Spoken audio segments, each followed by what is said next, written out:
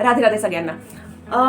बरेच क्लायंट्स माझ्याकडे येतात आणि म्हणतात, यार अंकिता आमचा बिझनेस व्यवस्थित नाही चालू आहे, किंवा मॅम आमचा बिझनेस व्यवस्थित नाही चालू आहे, तर का बरं नाही चालू आहे, आम्ही तर आमचा 100% देतो, तर का म्हणून नाही चालू आहे. तर कसं असतं ना की बरेच ठिकाणी तुम्ही वडिलोपार्जित जो बिझनेस आहे तो चालवता. जस्ट की आता काही दिवसांपूर्वीच एक माझे क्लायंट आलेत माझ्याजवळ आणि ते त्यांचा वडिलोपार्जित बिझनेस चालवत होते. वडिलांचा बिझनेस होता वॉटर सप्लाय करण्याचा, लग्न वगैरे असतात किंवा काही, तर तिथे ते वॉटर प्रोव्हाइड करत होते. म्हणजे ज्या पाण्याच्या ज्या कॅन्स असतात तर ते तिथे सप्लाय करायचे.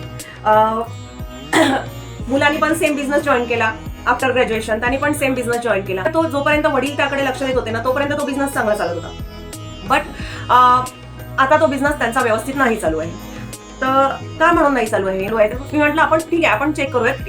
You just fill the form आणि जी काही त्याच्यात इन्फॉर्मेशन विचारलेली आहे ती फिल करा आणि मग नंतर मी तुमचं बघते काय कशामुळे तुम्ही एक्झॅक्टली हा प्रॉब्लेम फेस करत आहात. त्यांनी फॉर्म वगैरे फिल केला. मग मी चेक केलं. सो चेक केल्यानंतर मला हे लक्षात आलं की ते तर एक्झॅक्टली अपोजिट बिझनेस करत होते. म्हणजे त्यांचा बेसिक नंबर होता 8, ठीक आहे, आणि पाणी कशाचा बिझनेस करत होते, ते पाण्याशी रिलेटेड बिझनेस करत होते. पाणी कशाचं आहे, 2 नंबरचा. 2 नंबरवाल्यांनी जर का पाण्याचा बिझनेस केला than he will get profit ना. 8 नंबरवाल्यांनी, 8 नंबर आहे शनीचा. शनी म्हणजे काय म्हणतो आपण, लोखंड. जर का लोखंड आणि पाणी एकत्र आलं तर डेफिनेटली लोखंडाला जंगच लागणार आहे. त्याच्यातून तुम्हाला काही उत्पन्न तर होणार नाही, उलट तुमचा लॉसच होईल. ठीक आहे. तर असं प्रत्येकालाच प्रत्येक बिझनेस हा बेनिफिशियल असू शकते असं नाही आहे. तुम्हाला कुठला बिझनेस बेनिफिशियल आहे किंवा तुम्ही जो बिझनेस करत आहात तो खरंच तुमच्यासाठी आहे का हे एकदा जाणून घ्या. आणि हे तुम्हाला कळणार कसं आहे, तर हे न्यूमरोलॉजी थ्रू कळू शकतो.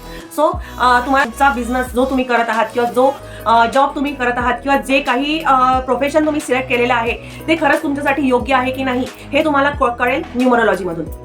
सो जर का तुम्हाला पण तुम्ही तुमच्या करिअरमध्ये किंवा प्रोफेशनमध्ये काही प्रॉब्लेम्स फेस करत असाल तर तुम्ही कुठल्याही न्यूमरोलॉजिस्टकडे कन्सल्ट करू शकता. बट त्या न्यूमरोलॉजिस्टला तेवढा एक्सपिरियन्स असायला हवा की हा एक्झॅक्टली पर्सन प्रॉब्लेम का म्हणून फेस करत आहे. कारण माझ्याकडे असेही क्लायंट्स आहेत की जे म्हणतात की मॅम आमच्याकडनं तर दुसऱ्या कुठल्या तरी न्यूमरोलॉजिस्टनी इतके पैसे घेऊन घेतले आणि त्यांनी सांगितलं की नाही तू बरोबर एकदम तू करिअर एकदम बरोबर सिलेक्ट केलेलं आहे, बट तरी पण आम्हाला प्रगती नाही आहे. आणि त्यांनी म्हणजे आहेत ॲक्च्युलीमध्ये तुम्हाला चुकीचा गायडन्स करणारे पण लोक आहेत या फील्डमध्ये. मी असं अजिबात नाही म्हणणार की या आमच्या फील्डमध्ये न्यूमरोलॉजीमध्ये किंवा ज्योतिष विज्ञानमध्ये किंवा हस्तरेषा शास्त्रज्ञ जे असतात त्याच्यात तुम्हाला चुकीचं नॉलेज देणारे लोक नाही आहेत. या फील्डमध्ये पण चुकीचं नॉलेज देणारे लोक आहेत.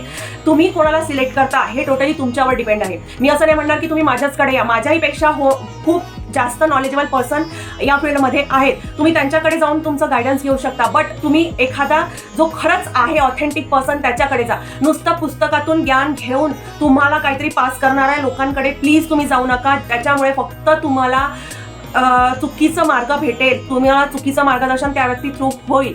सो कोणाहीकडनं गायडन्स घेण्याच्या पूर्वी तो पर्सन ऑथेंटिक आहे की नाही, त्या पर्सनच्यानी किती लोकांना फायदा झालेला आहे हे जाणून घ्या.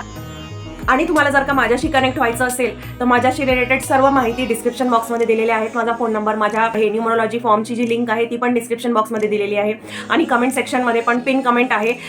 So you can check it. Radhe Radhe.